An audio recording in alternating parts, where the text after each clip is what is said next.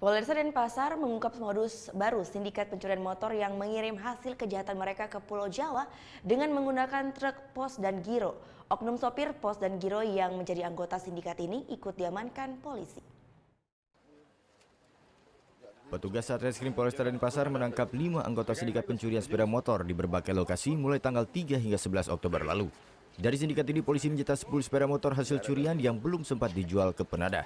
Modus sindikat ini adalah mengirim sepeda motor hasil curian di wilayah Bali ke penadah di Jawa Timur menggunakan truk pos dan giro.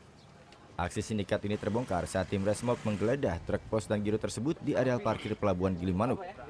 Di dalam truk tersebut polisi menemukan 3 sepeda motor tanpa dokumen sah dan mengamankan sopir berinisial SW yang menjadi bagian dari sindikat ini. Kalau pos dan giro kan memang angkutan yang sangat aman, angkutan yang sangat aman dan memang harus dipakai segel, ya, yang mana ternyata si supir tersebut inisial SW tadi banyak dia punya segel-segel palsu.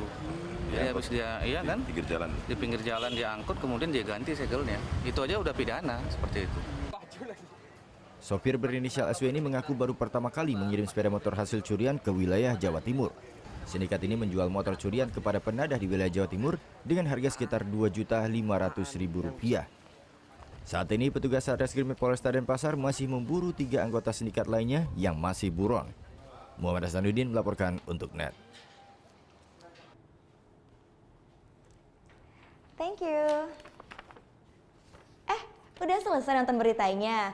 Jangan pergi dulu dong. Subscribe dulu dan nonton tayangan lainnya di sini. Subscribe, nonton lagi. Subscribe, nonton lagi.